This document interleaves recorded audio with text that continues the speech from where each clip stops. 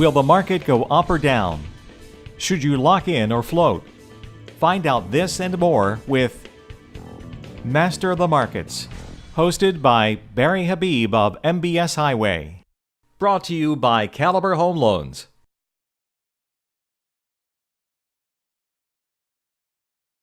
At Caliber Wholesale, our products make us different, and our people make us great.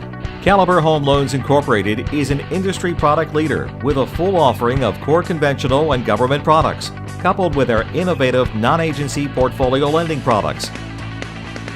Contact us to learn more.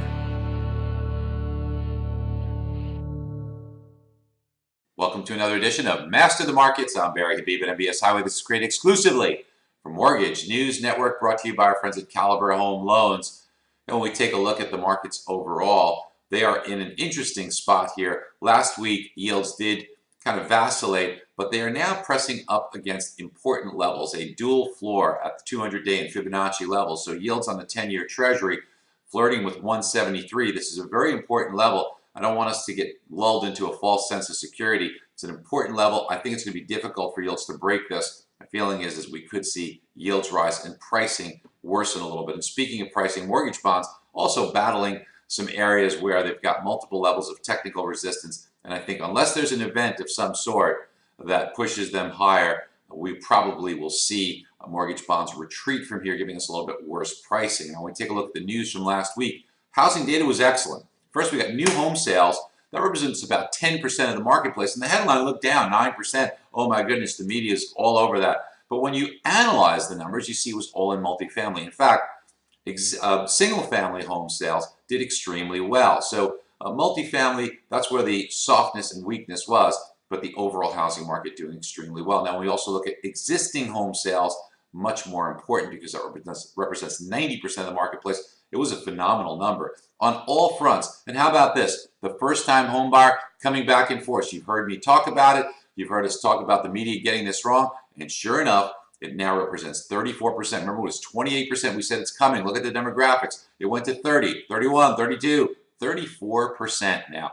And coming back in force. And when you look at the demographics into the future, over the next 9 years, it looks to us that there'll be a crop of 33-year-olds, which is the median age of a first-time home buyer, that will be stronger and stronger and stronger. It will exceed the previous year's number for the next 9 years. Looks to me as if the first-time home buyer will be reasonably healthy into the future, and that's important. Now, we'll get some more housing data this week.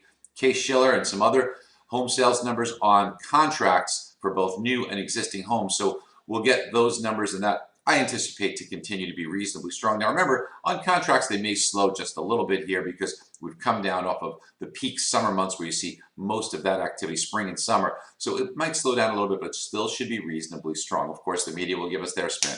We'll also get GDP, very important. Expect that to be weak, and that could be a little bit bond-friendly. And then the employment cost index. So a lot of stuff to analyze this week. It could be volatile. Make sure you follow along with us on MBS Highway. We'll keep you posted every day and navigate you just as we have been locking before prices got worse, locking into the jobs report. And then, of course, we've been floating into this little gain that we saw last week. And now we are at an important pivot point here. You don't want to miss out. Take us up on the free trial. If you've done that, go ahead and sign up. We'll talk to you soon. See you next week.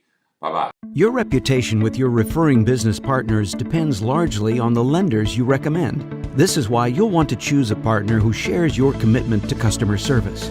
At Caliber Home Loans, our products make us different and our people make us great. A leading product innovator.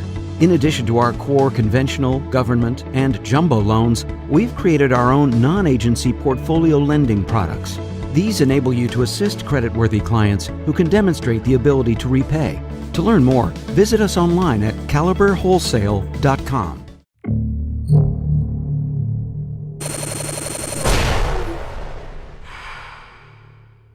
This is Mortgage News Network.